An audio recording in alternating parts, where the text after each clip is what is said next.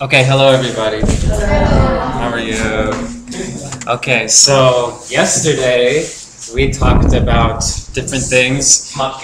The first, well, let's review a little what we talked about yesterday from the beginning. So the first thing we talked about is what do environmental issues involve? And we talked about they mix the scientific issues, the ecology, they involve economy, people doing business and people buying and selling products. They involve the social life, like nearby villages, their lives, and especially if you're talking about the ethnic groups in villages, their lives depend on the environment around them. So when you have people making effects, that will affect their life in the villages and the ethnic groups. And then we talked about law. So we had these four parts that were working together. And anytime we look at an environmental issue, we want to look at all four parts, how they work.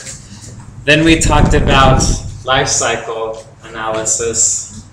Everything in the environment is part of a natural process that, goes, and everything is connected. So when you look at how the rivers, you look at the water cycle, and the water coming from the sea, and then it becomes ice in the mountains, the ice melts and makes rivers, and then the cities take the rivers for irrigation, for the plants, and for people to drink. So water is all part of a connected cycle. So whenever you look at an environmental issue, it's not always the one little part you're looking at. We need to think about the entire cycle, how everything fits together. With global warming, if the Earth is getting warmer, one effect will be the mountains will have less snow. If the mountains have less snow, the rivers will have less water. If the rivers have less water, the farmers will have less water to irrigate, and the people will have less water to drink. And that will be then people will get into conflict and struggle over water. So you can see how everything is connected. If there's one problem, one place, all these connecting areas will also become involved. And then we talked about, for so many products and activities humans use, also the products are in a connected line from the beginning to the end, what we call the life cycle. So with the making of a chair, we have to think about where the parts come from. You have to, for the metal, you need to get this from a mine. This is leather. This will come from animals. You have to feed the animals. And then it goes to producers that make it, and then consumers that use it. And eventually it will be disposed. Nothing ever disappears. Nothing comes from nothing, and nothing ever disappears. So for everything we have in human activity, like buildings and cars, these come from someplace. So we think about the effects, like the mines and drilling oil, where we get that from. And when we dispose of things, they don't disappear. If we just want to throw this desk or the chair into the forest, it doesn't just disappear. It will have effects. The animals and the trees will have to deal with this. If there's some toxic chemicals, you toss it into the forest, it may pollute. It may get into the groundwater, and then people may drink it later. So nothing ever disappears. So we should always think of what happens to things. Where do they come from, and what happens to them? So did everyone understand this part? Very intuitive. Then we started talking about what's special about environmental problems. What's distinctive or characteristic about environmental problems that make it a challenge for law to deal with. And I wrote out many things, but it's good just to review in a simple list. Do you remember some of the things we talked about, distinctive about environmental problems that make it a challenge for law? What were some of the things that we mentioned? Uncertainty. Huh? Uncertainty, yeah. Uncertainty about what?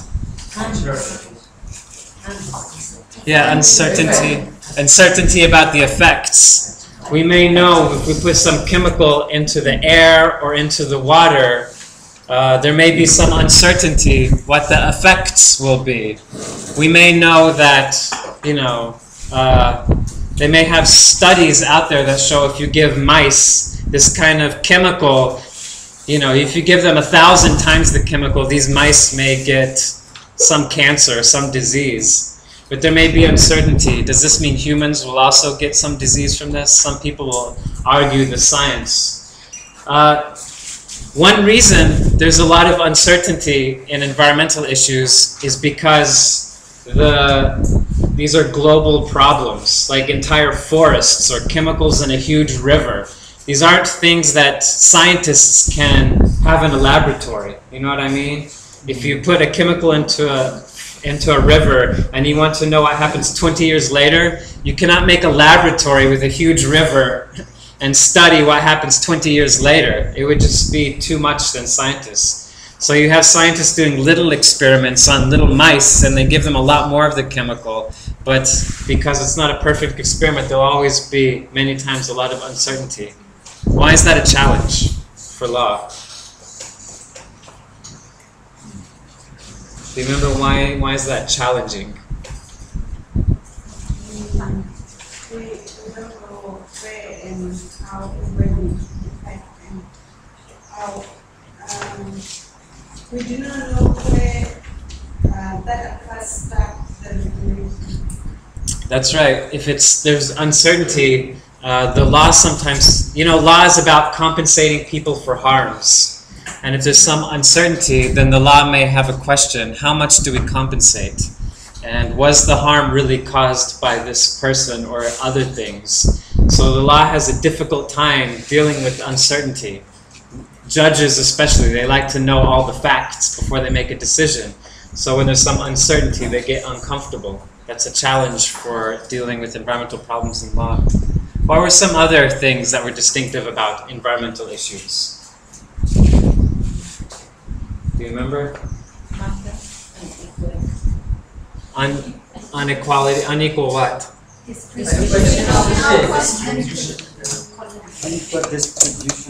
right. Unequal distribution of and benefits. You're very good to write the phrase in your notes. What does it mean? What does it mean? Who knows what this means? Unequal distribution. You know what unequal means? Yes. You have A and B. You know, A has a lot and B maybe has very little. Unequal. Like benefits.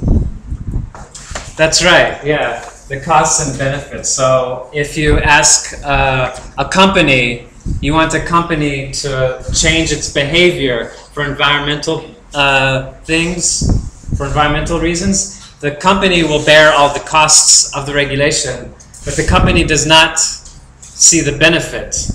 The benefit is for all the people. So the company may not get any money but it will have to pay the costs. And similarly, what about victims?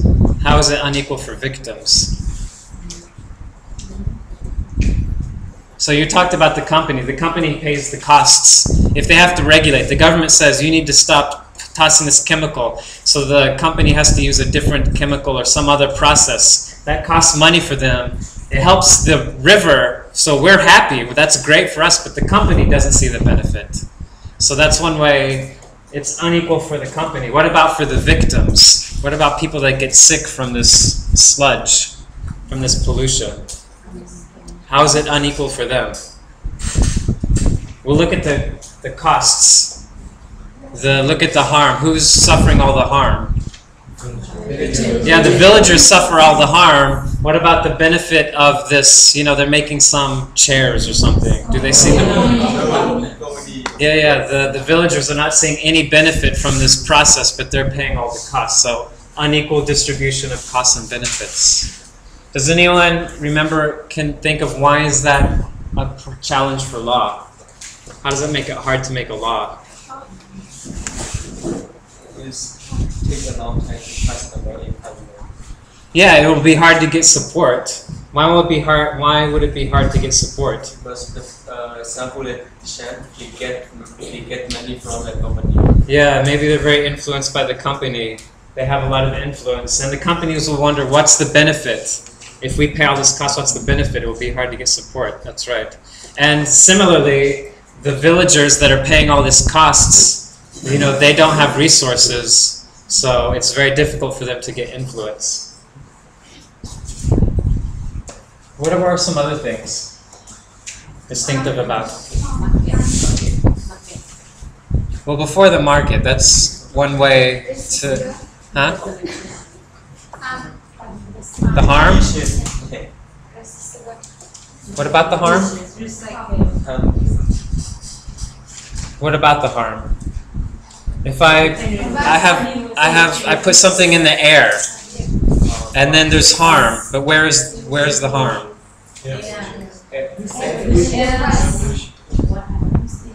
Huh? Yes, I have air pollution. So it goes into the air, and then what happens? Now we have this chemical in the air. Now what happens? Climate change.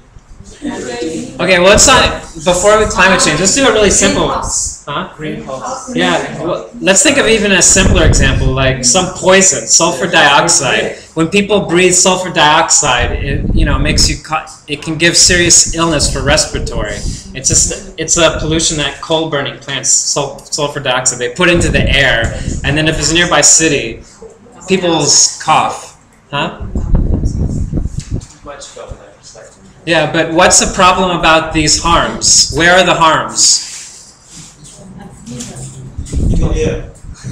Well, the people breathing in the air, but where are these people?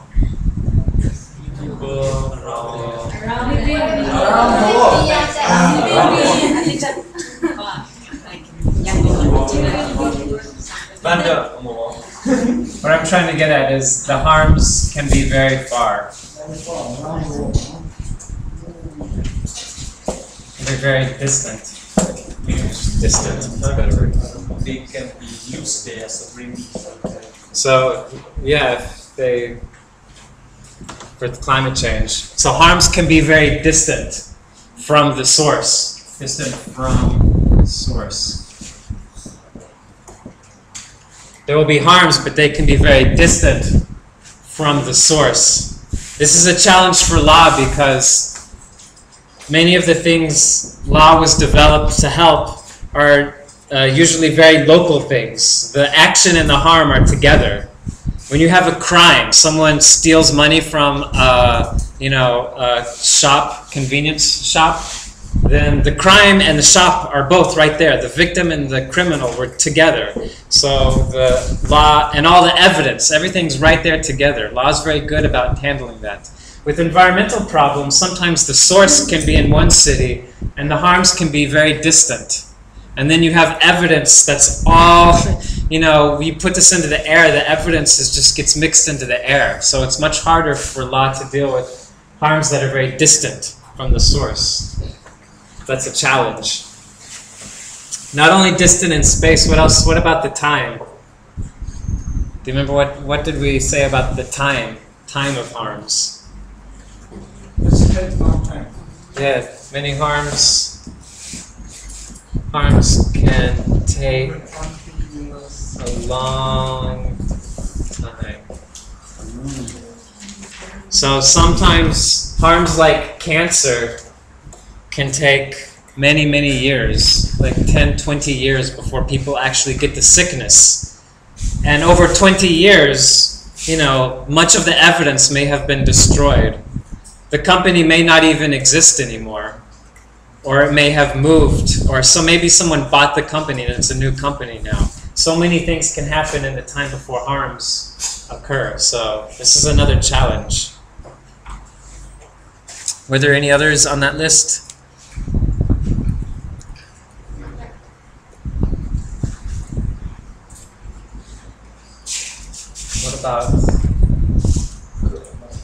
What about causes?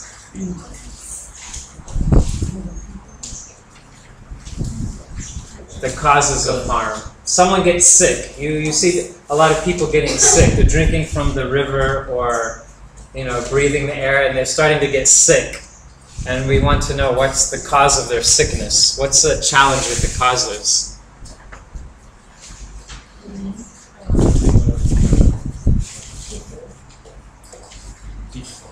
They're getting sick from something.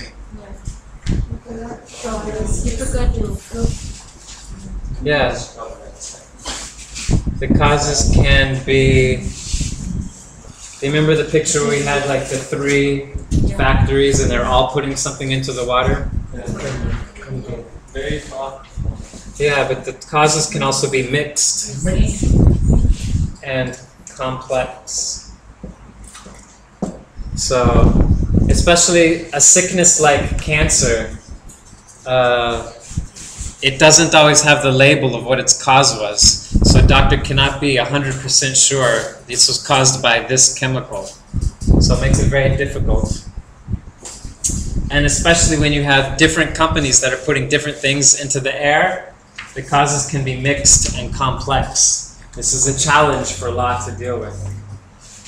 So much of this course will be how can law deal with these kinds of challenges. So today we're going to look at a real-world case. We're going to look at our first case, and we're going to talk about going through a real case with the tort claim under common law.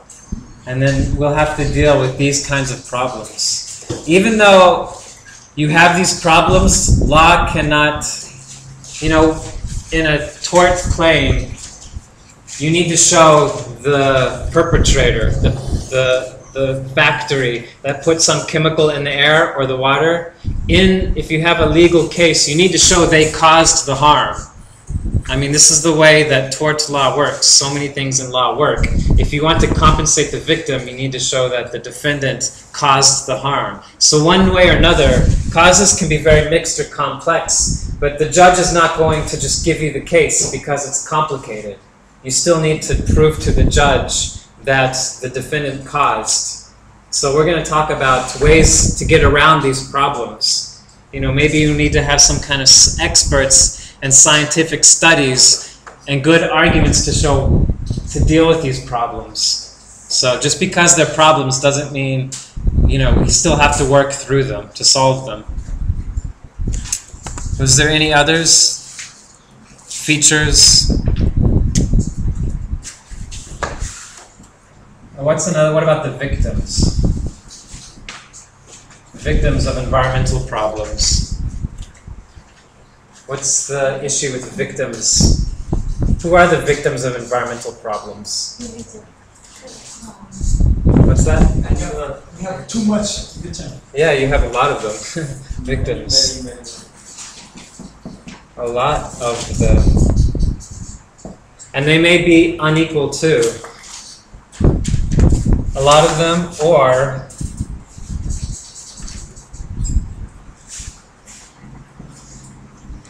questionable. So if someone puts something into the air and everybody's, you know, you could have thousands of people whose throat hurts from the sulfur dioxide, or people that drink from this water and they can get a little sick. So you could have thousands of victims. The law has sometimes a hard time dealing with many victims, especially if there's uncertainty what the causes were. But another thing with like the animals and the trees. The animals and trees themselves are not victims under law. Law is about compensating legal persons. Have you ever talked about this concept of a legal person? Of standing? Do you know this term, standing?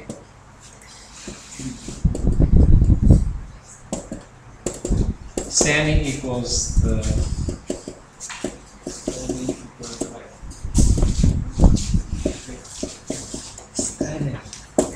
standing is the right to make a claim.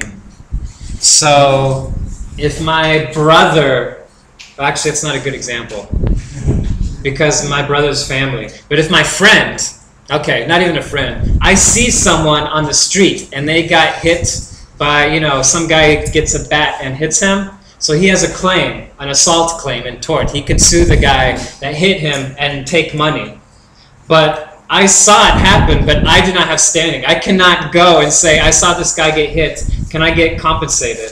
I felt so bad. I was so sad when I saw this guy get hit. I feel like a victim. Can I get money? And the court will say, no, you are not the victim. Only the victim has standing to make a claim.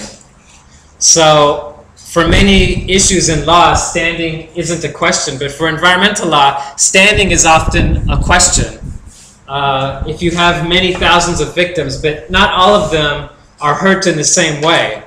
If a victim gets sick, literally they get some illness and they have a lot of costs, damage, harm from the illness, that's a very good case for standing. But if you have like a lot of, thousands and thousands of victims that are coughing, it's not exactly a sickness. It's maybe harder for them to claim they were harmed for standing. But even harder is the issue of the environment itself. Animals, the trees, or, in America sometimes we have you would have them in Burma too, oil spill. We have these pipelines we're building in Burma. If one of those breaks, and there will be a spill, and it will destroy part of this environment. Who's the victim? Who has standing to make a claim for this kind of harm? There's not a specific person that's sick. So sometimes you would have to have someone that, like a public official. If it's so there's private claims. A private claim is a claim just for your own harm. And then the victim would have standing.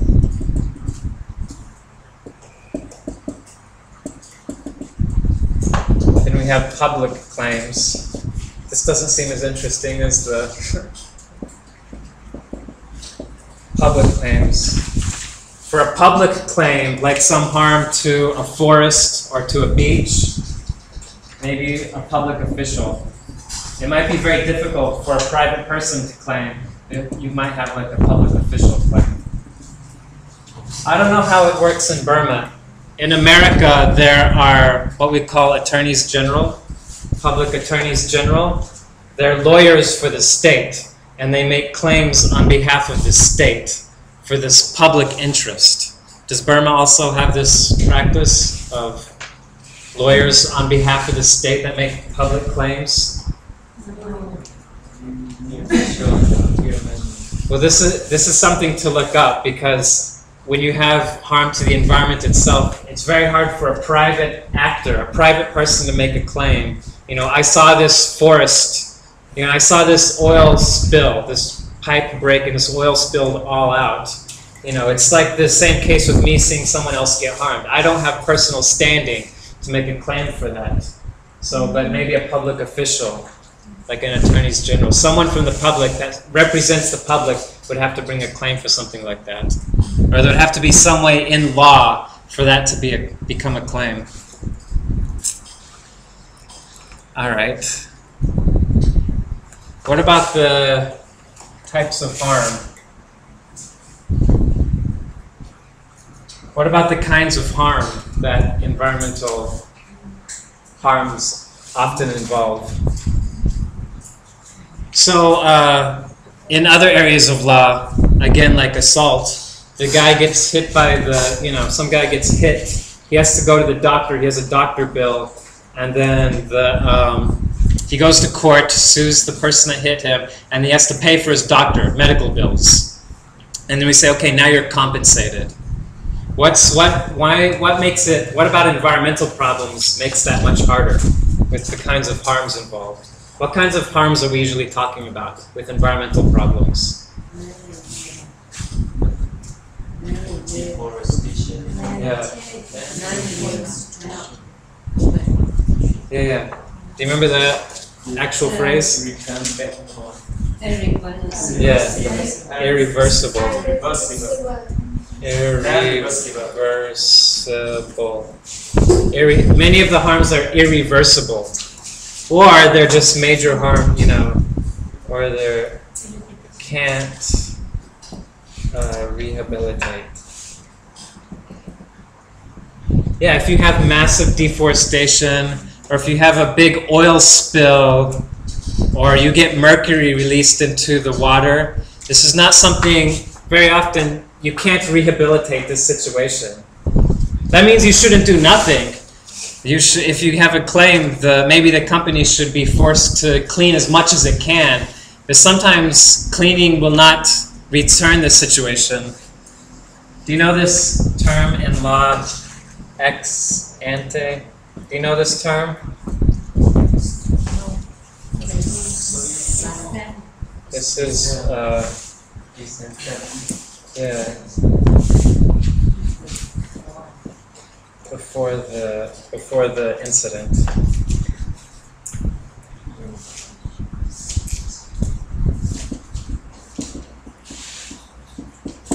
So the ex ante means before the incident. So if the incident is like the pipe, the oil spill, or the incident is the you cut down all the trees, deforestation. Ex ante, in law,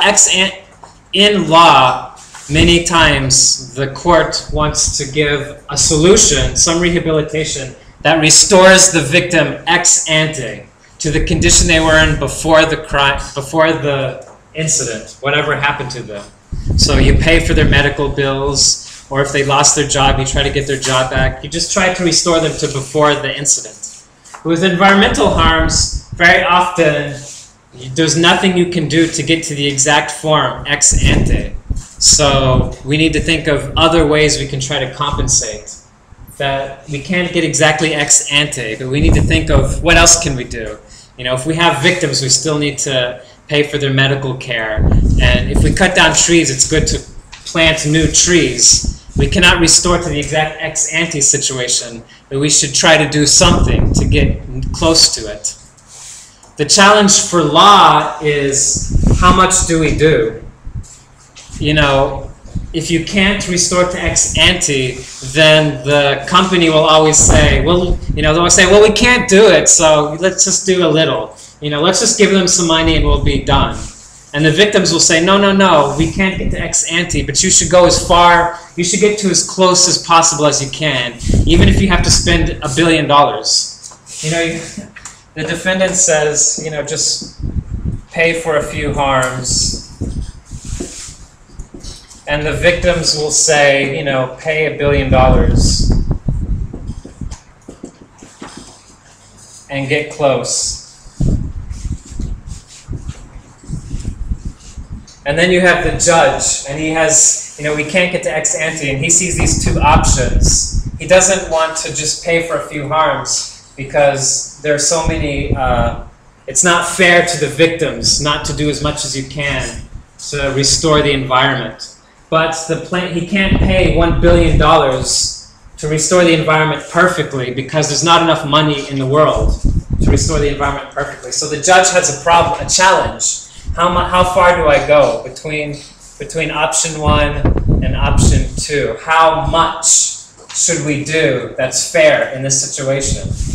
And that's a challenge for the judge because he has the two sides are giving him two different solutions and he doesn't know how far to go. He can't go this far, but he wants to go further than this. But where to go between these two is a challenge for him. And this is one of the challenges we'll think about in real cases. I'll give you a quick example. One of the cases we worked on was that my mentor worked on was an oil spill case. It was a ship, an oil ship called the Exxon Valdez, and it hit a state called Alaska. You know, Alaska's up in the north.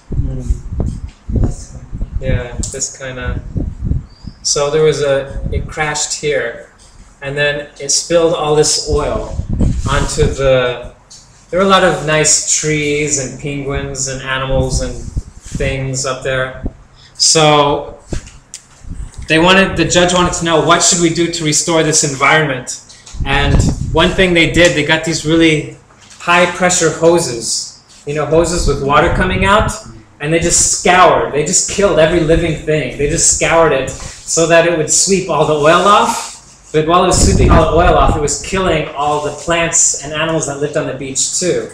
It looked really good on TV. When you looked on TV, they saw these hoses and it was washing the oil away. And so maybe it was very popular, like, great, you know, they're getting rid of all this oil. But the environmental people were saying, no, no, no, this is awful because these hoses are killing a lot of the life also. So, you know, sometimes the government may want to do things that look very popular, Or, you know, it looks like they're restoring the environment, but the environmentalists complained and said it's not doing.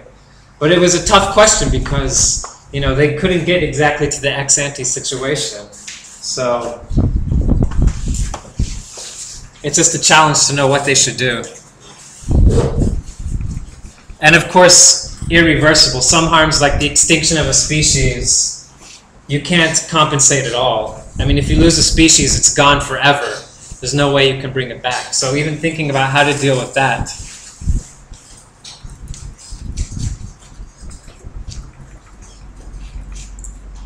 All right, these were all the lists.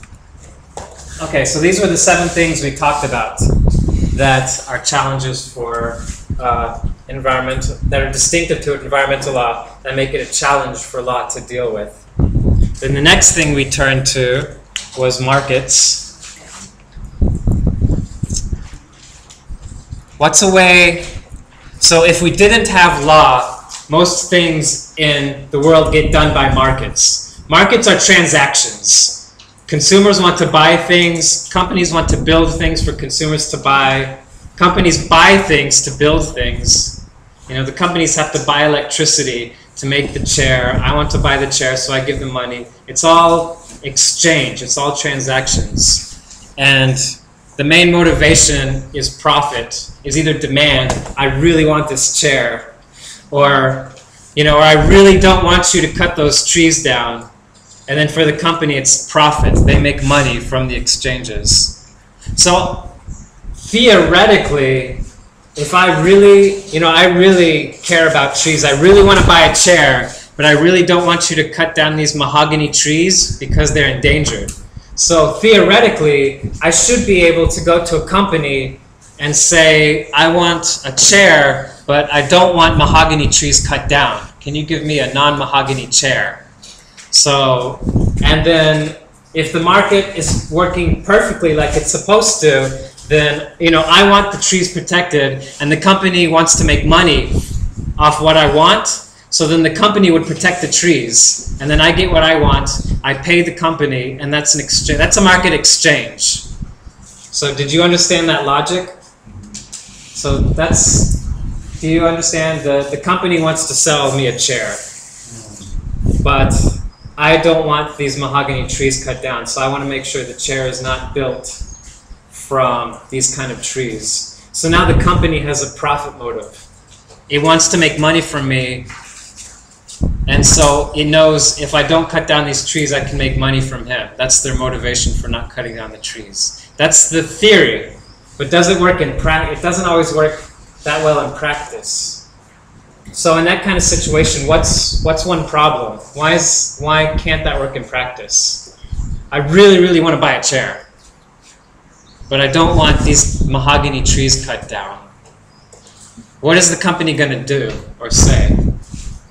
But it's hard for the company to follow what you say, because maybe another people want that kind of chair. Okay, yeah. So that's one thing. One is that what's the actual demand?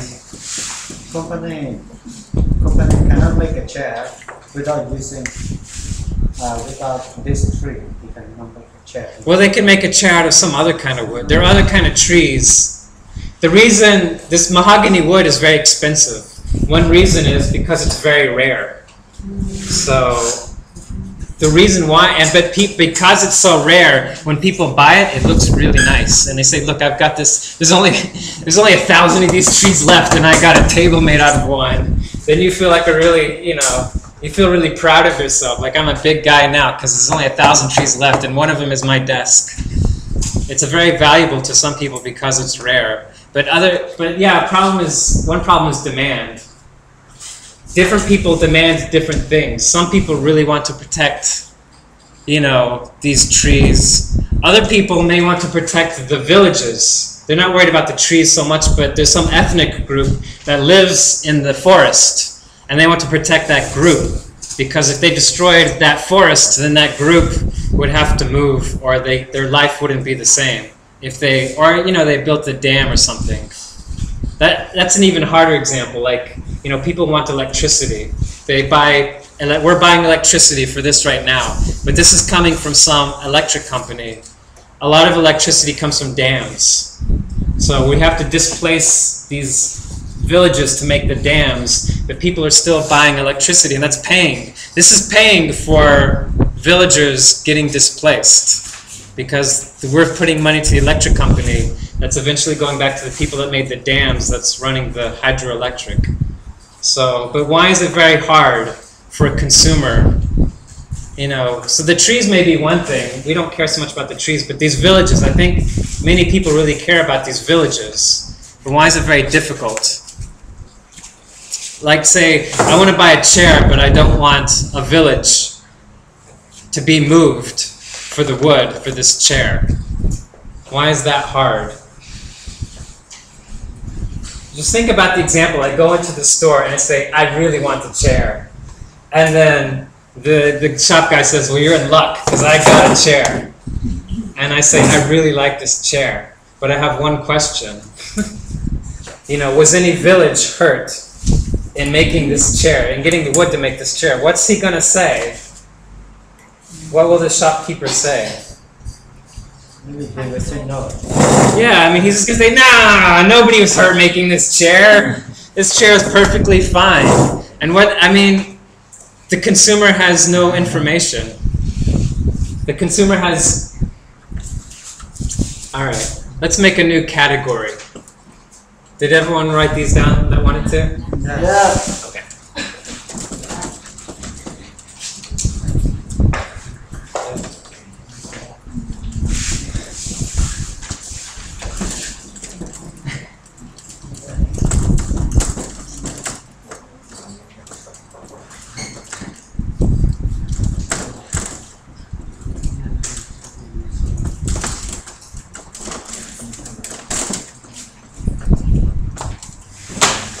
Okay, markets.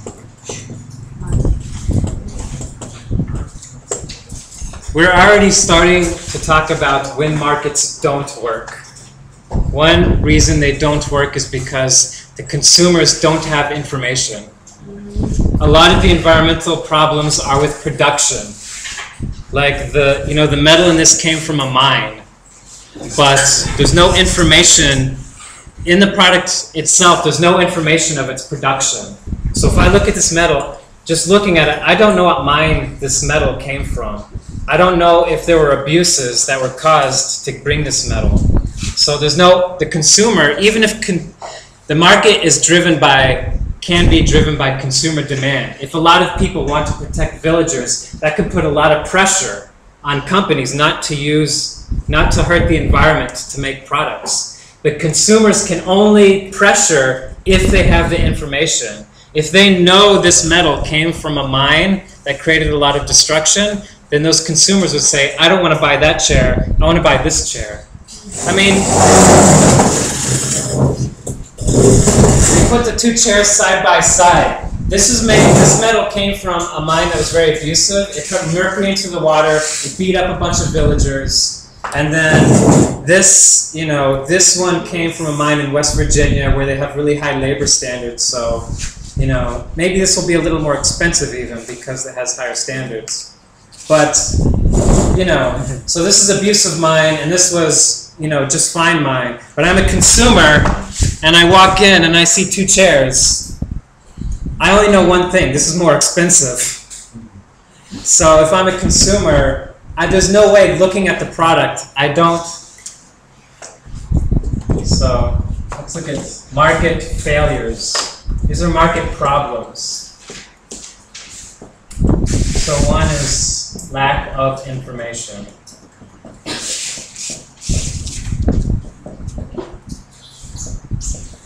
By consumers. Market are about transactions. Yeah. So markets work by transactions.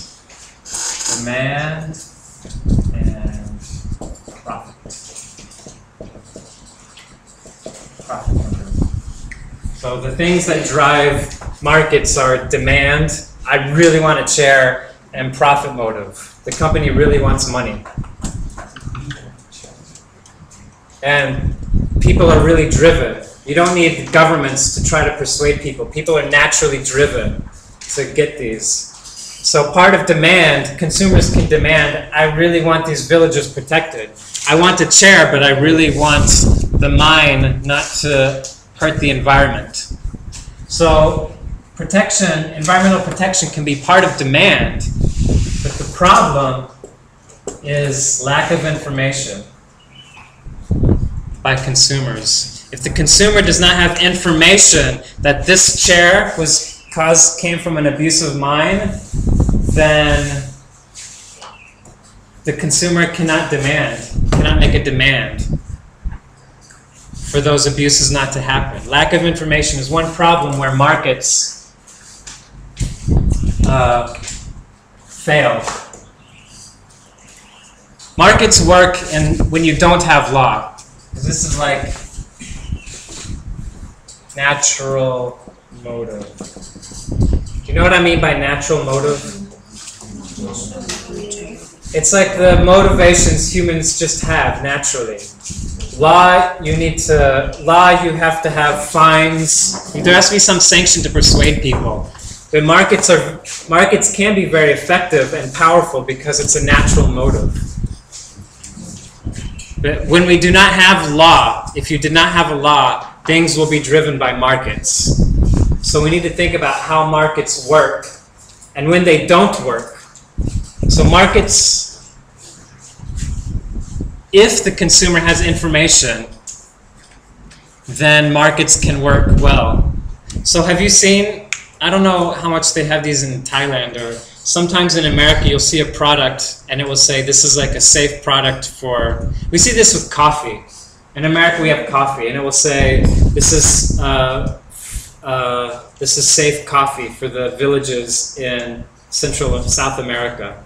A lot of our coffee comes from South America, and the coffee can will actually say this coffee did not harm any villages in South America, because some coffee abuses villagers to get the coffee, and they'll actually put it on there. And it's more expensive. You have to actually pay more because they have to have it costs money to have protections for these villagers, so they'll pay more.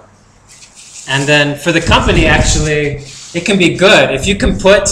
If the consumers want coffee that doesn't hurt villagers, then that's a profit motive. The company will say, we can put this label on and we can charge a little more because consumers want that. They want coffee that doesn't hurt villagers. So you can actually use the profit motive to help these villagers because they put it on the label and consumers will want to buy this. They want to pay more for this with this label. Of course, what do you need if you had a label?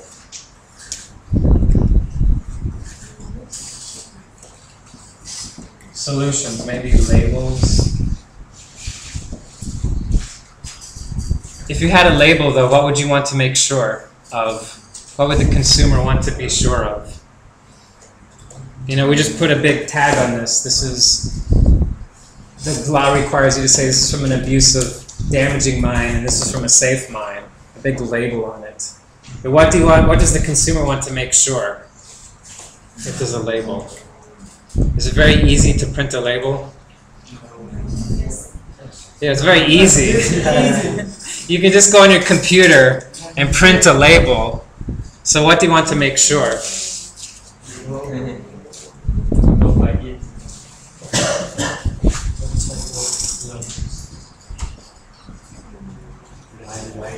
Yeah, you don't want to make sure that the consumer would want to make sure that the label is reliable. So even when you try to provide information, sometimes it's a challenge. The company may have, they have a profit motive. If they know they can make more money with this label, maybe they'll put a label that lies. So then they can get the cheaper coffee and sell it for more expensive. So they have an incentive to cheat with the information. But all this is driven by the consumer demand. The labels don't matter unless the people really want to protect the villagers. You know what I mean? No one wants to buy more expensive coffee unless they really care about protecting his villagers. So this is driven by the consumer demand. So markets can work when there's information. Do you remember yesterday we talked about another case where markets can work? Do you remember with the electricity? What was that case? So markets can work if the consumer has information. Then they'll want to buy. Then they'll demand protection. If the consumers has information they can demand protection. The other example was, we talked about electricity. Electricity costs money. Electricity costs money. Companies want to save money. What's the time we're going to? 45. 2:45. Want to save money. So company wants to use less electricity. So the company has a natural incentive to use less electricity. So these are, sometimes markets work.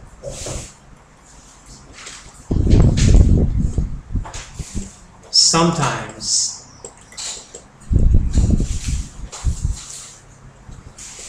Sometimes markets work. If the consumer has information about a harm, like from a label, they will demand protection. They say, I will not buy from you unless you're not cutting down these trees, or you're not hurting some village, you're not destroying, you're not putting mercury into water. But they have to have information.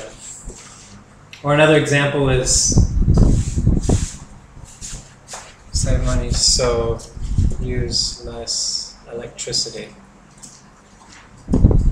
If you can find a way for a company to do the same job with less electricity, the company will agree because they'll save money. They have the profit motive. Do you remember what we called this kind of cost? This kind of cost, like electricity. Do you remember what kind of cost? The difference between internal and external costs? Internal. Yeah, what's the difference between this? So electricity, this works if internal cost. If it's an internal cost. What's the difference between internal and external costs?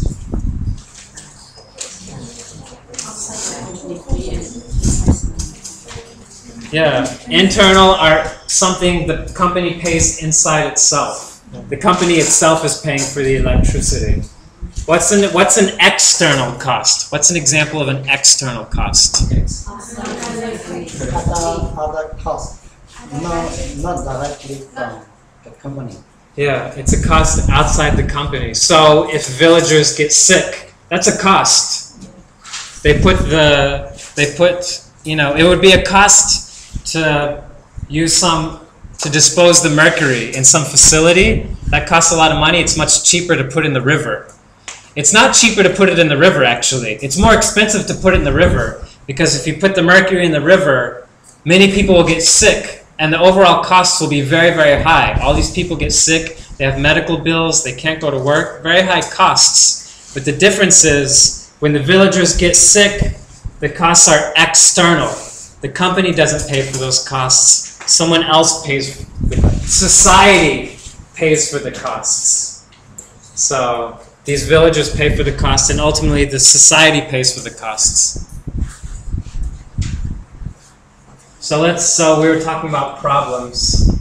So one is lack of information by consumers. A second problem that makes markets hard to work is external.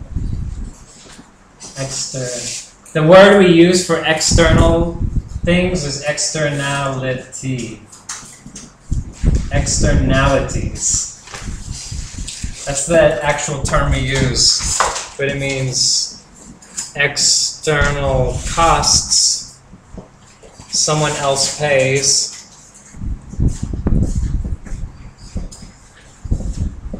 and external benefits.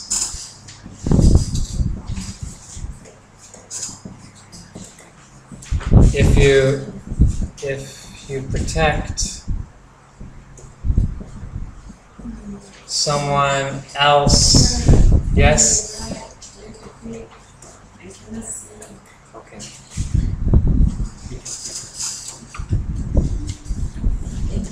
Tell me which words. Is this very small here? Yes. Okay.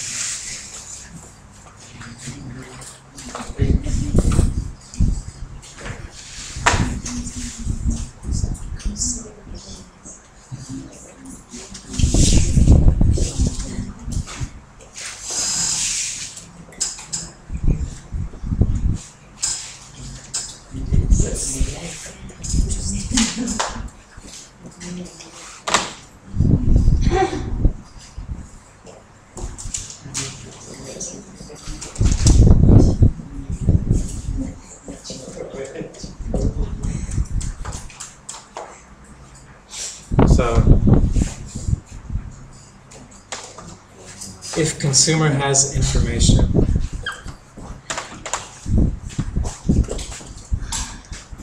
I apologize. Sometimes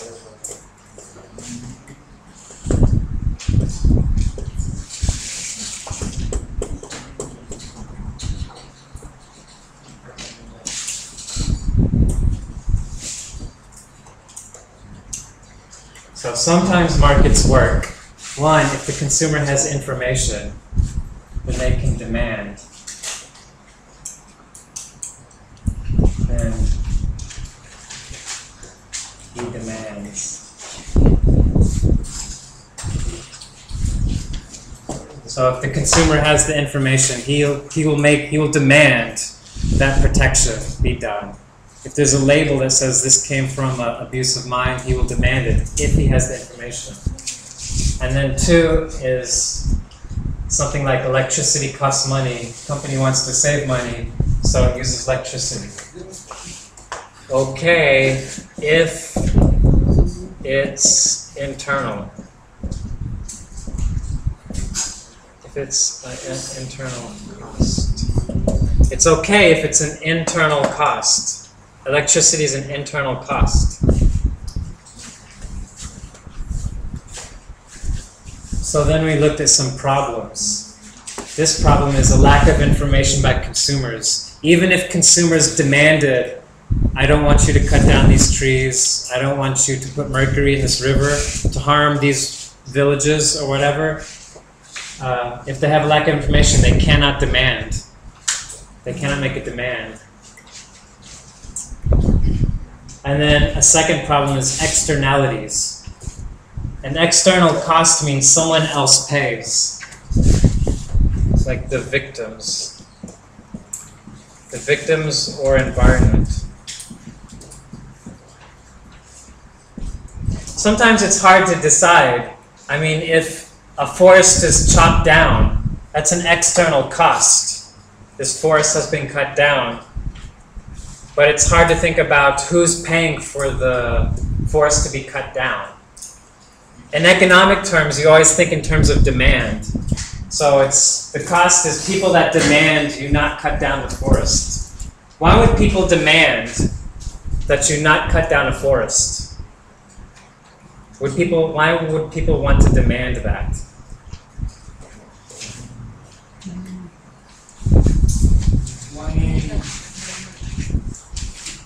Why the people do not want to cut? Yeah. If you're talking about market forces, in economics, you always think about it in terms of what some people demand, what consumers demand, and then what producers want the profit. So the company, we can think about if people will pay you not to cut down a forest, then that is the profit motive. A company can get more money if they can put a label saying this does not cut down trees. This does not cut down a forest where indigenous groups are. Then what makes people demand that? What makes consumers demand something like that? More expenses. But the consumer. What makes people want environmental protection? That's what I'm asking. Why? What benefits does the environment give to people? What's that? Healthy. It's healthy? Good. Oxygen. Do you feel healthy when there's a clean environment around you? Yeah. Good oxygen. Be happy. It's more healthy. It's more healthy. But do you mean like literal sickness? I mean, if you cut down a forest, or there's an oil spill in another state, you're not going to get literally sick because of it. But would you still want that not to happen? Like an oil spill, that's a good example. It's in the forest, it's an oil spill, it kills all these animals and trees. The place will never be the same. People aren't getting sick, but why would you still not want that to happen? Or do people care? Yeah. Yes. People do care. What do they care about? They care about the environment and also the disease. Also the disease? They care about the climate change. Okay. So when you say they care about the environment, so the issue that markets is always looking at demand, or what do they actually, law want to know, what do they actually care about? So for example, some may say they care about the environment because they want to travel. Like they want to go to, they've read about, don't look at that book right there. It's like, world trails. Yeah, oh, trials. Okay. Completely different issue. And then it said trails. Trails are for hiking. But there are some people, they want to go to, like, what's the most beautiful area? Do you have a national park in Burma? Yeah. Yes. What's one of the most beautiful areas that you have? So there are a lot of people, it would be a tragedy if there was some disaster in this area. Do you think? And you think, what's a tragedy about it? One thing is because people want to travel there and see it.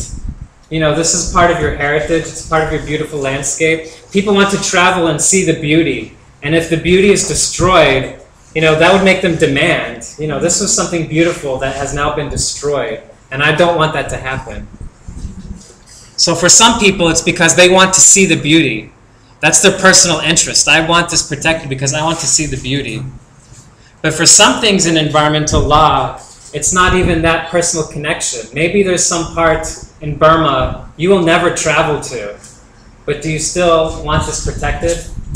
It's an area you will never travel to. You'll never see it for yourself. But do you still care about it? That's one challenge law has, is thinking about what do people demand? And what's the connection? Do you know what I mean? Can you imagine that? Some area in Burma you will never travel to, you will never see the beauty, but you want it protected anyway. Can you imagine?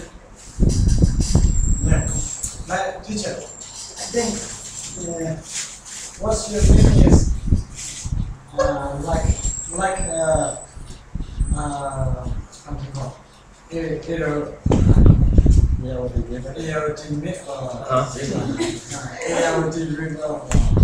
missile. That is same like what we are talking about. Like so now we say protect the environment and something like that. Right? So we have some people have a demonstration and something like that to protect that river. But for the other people and that living in different states, so we haven't see the river. So that is so far from other states, but we still have the duty to protect that river and something. Okay. What do you think is the origins of the feeling? Is it a kind of pride? Maybe you're very proud of your homeland and the natural beauty, or just the environment itself. Environmental. Like we feel more concerned about the river if we look at this zone, because this river will flow around from the north to south. So across many cities and many villages. So many people have to use this river. So that's why the dam is built there, and then maybe the water will not flow as normal. So many people are concerned about this. So this is one of their interests. I see. So the reason we're talking about it now, markets work when there's a lot of demand for something. If a lot of people demand protection for a river, then it's more likely there can be market forces that will protect the river. People will not want to give money to companies that will harm the river. But it comes from the demand. But also in law, even though law does not use markets, law uses regulation, but law sometimes also, they want to know how much protection should we give. It's a question in law very often. How much protection should we give? And one source of where the law gets that answer is also from demand. Well, how much do citizens out there demand that we protect this area? And then so we should think about if the origin of where the pressure, what protects it is demand, the demand of normal people, then we should think about what are they actually demanding and what is the source of that. So knowing that even people that will never see this Irrawaddy River will still want to protect it, then the government will still have demand on them to have regulations to protect the river. That's why it's important.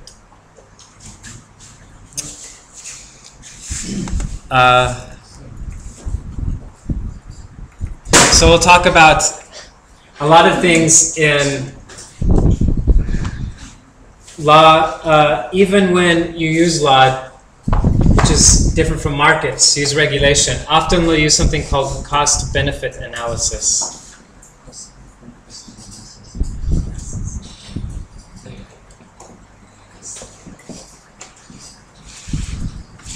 We can think about, sometimes it's abbreviated CBA.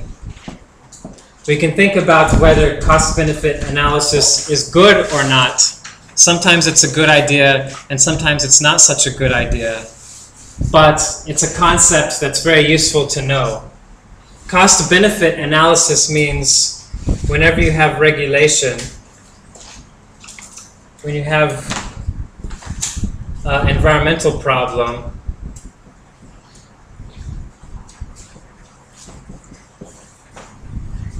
you make a list of all the costs, and then you make a list of the benefits. Or environmental regulation.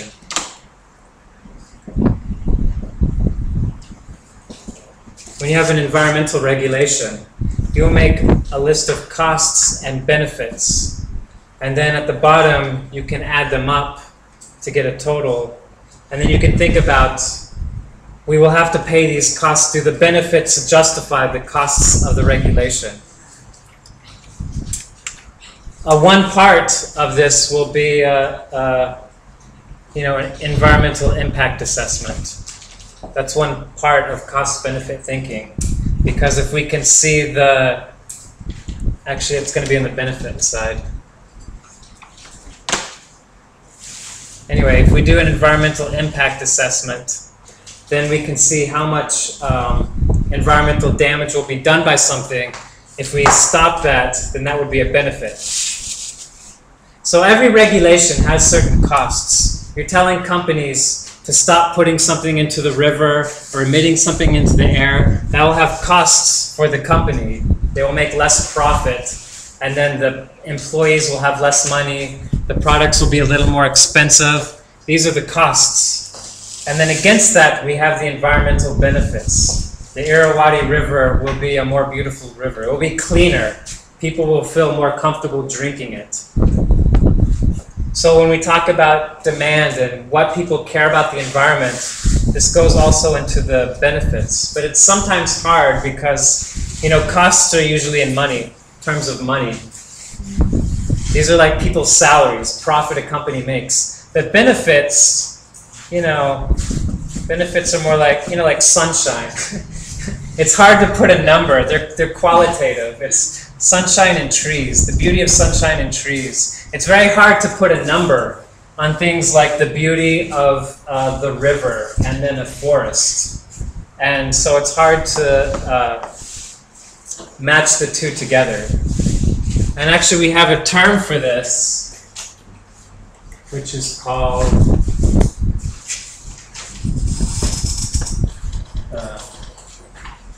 environmental goods.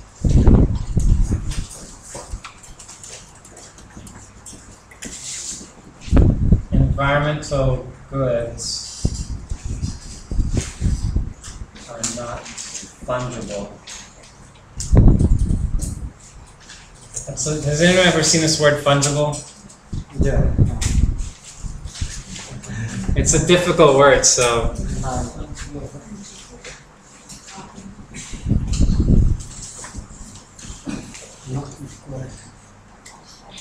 In this context, it means not equal to money. So in markets try to exchange everything with money. You know, I give $20 and I buy a chair, so the chair is worth $20. We can translate the chair into money. But environmental goods are often not fungible. It's not, you can just say environmental goods are not equal to money. So like the beauty of a river or protecting a forest, sometimes it's very hard to translate that into money. People will demand it, but it's hard to translate it into money.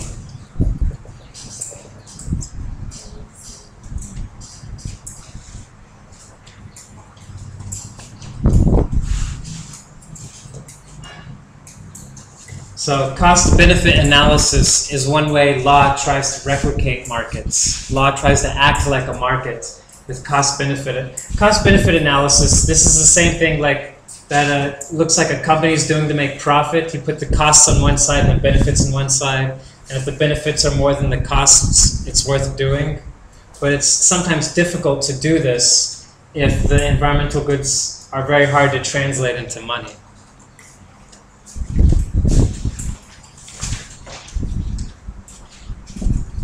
Okay, I'm going to erase this, okay?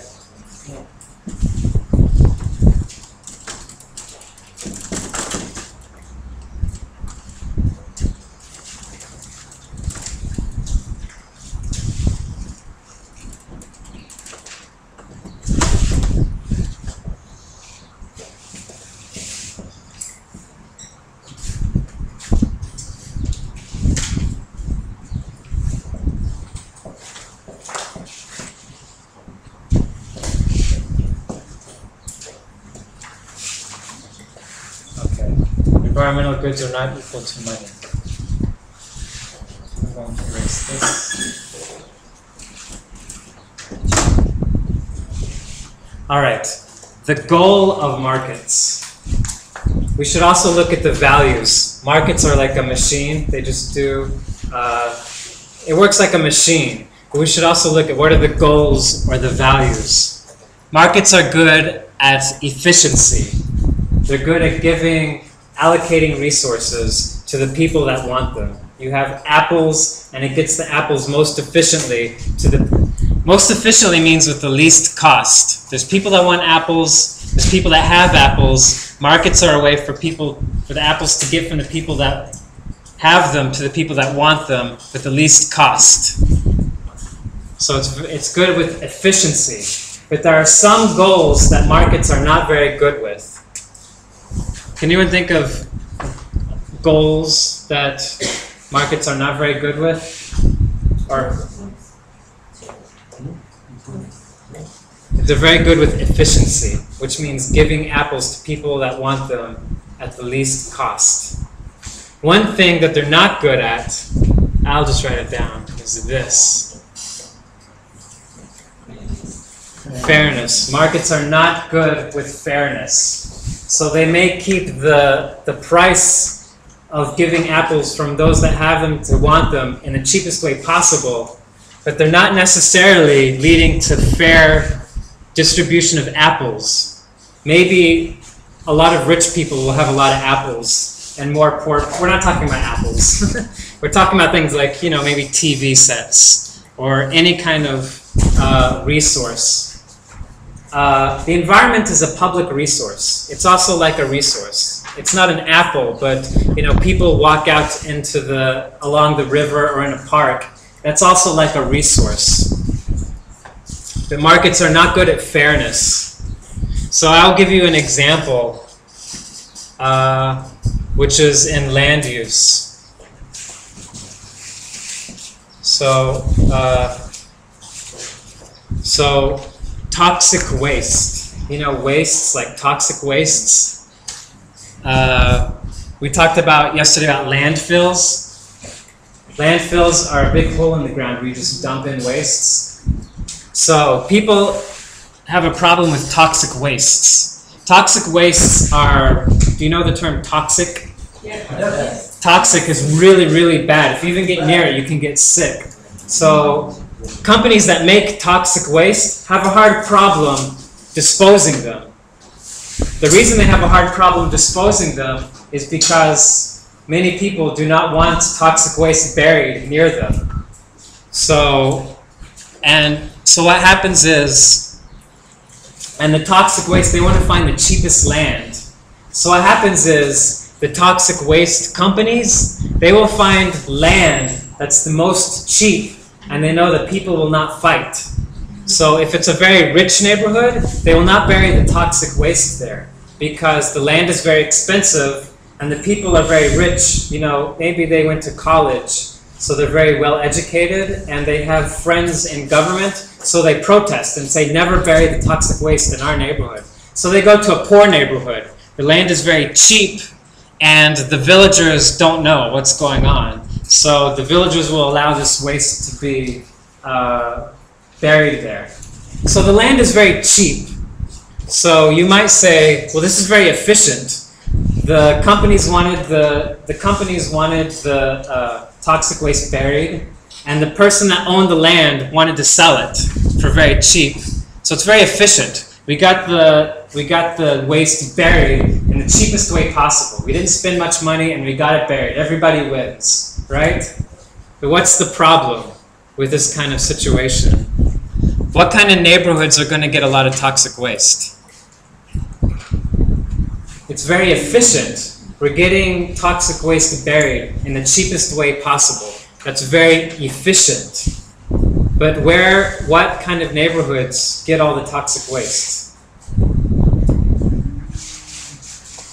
Is it going to be the rich neighborhoods or the poor neighborhoods? The poor neighborhoods. So we can say burying toxic waste in poor neighborhoods is very efficient. So markets are very good with it, but it's not fair. Because all the risk is going to poor neighborhoods. And it's not fair just because you have this one group that are poor that they should have more risk than everybody else. So it's unfair. Markets are good about efficiency, but they're not good with fairness.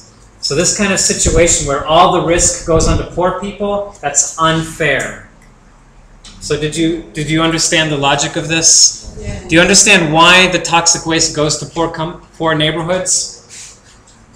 It goes to poor neighborhoods because it's cheapest. It's most efficient. The land is cheaper. The land is cheaper. It's more efficient. So the market says, this is great. We got it buried in the cheapest way possible. So there's less cost, but the problem is it's not fair. Fairness. Do you understand fairness? I think you understand intuitively what fairness is, but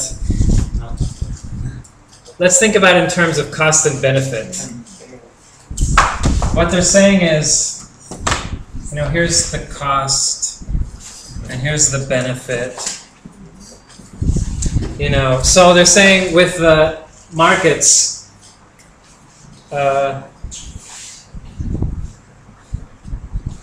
I know, let's do it.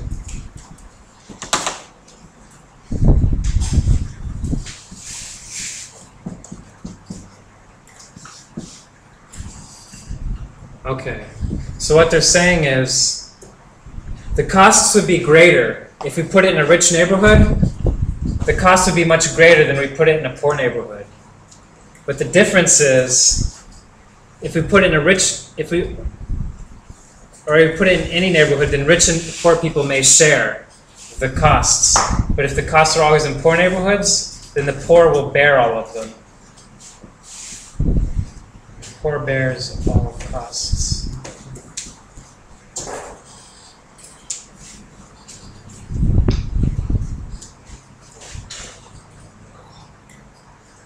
So if they had it in any, let's put it, instead of rich neighborhoods, any neighborhoods. If they put the toxic waste into any neighborhood, the cost would be much greater than this one. But the difference is, in this case, everybody bears the cost. But in this case, only the poor bear the cost. So this is how you can see. The cost is less. So it's more efficient. Yes, the cost is less, but it's unfair because the poor are bearing all the costs. So this is a way to say efficiency is not everything. Efficiency means reducing costs. We want to reduce costs. Sometimes that's very good. I mentioned with the electricity. If you use less electricity, it will be cheaper. The costs will go down. That's good. And then here, if you put it in poor neighborhoods, the cost is going down. That's good, but it's a problem if the poor bears all the costs. It's unfair. So the lesson is efficiency is not everything. Even though it's good to make costs lower, you should always look at fairness. So this is cheaper, the cost is lower, it's more efficient, but it's unfair. Unfair.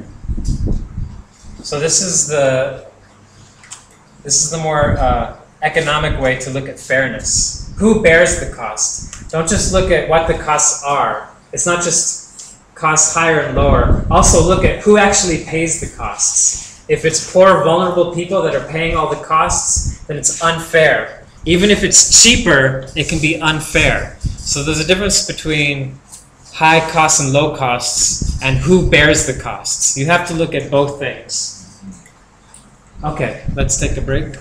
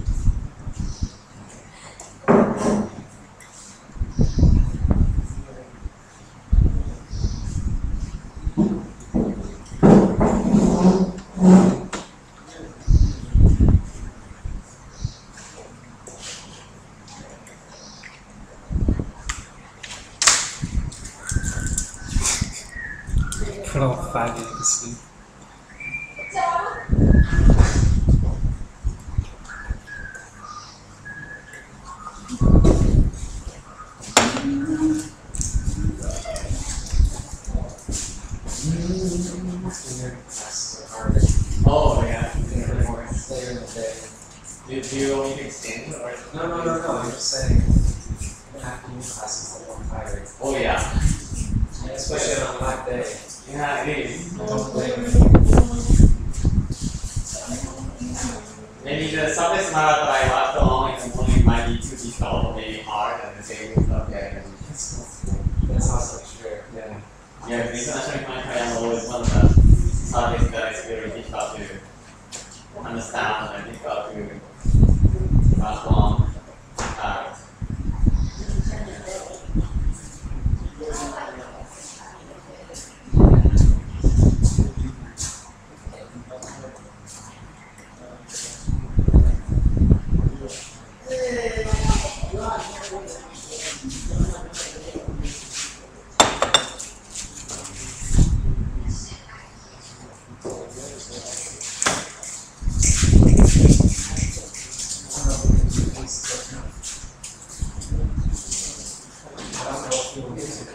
Oh yeah.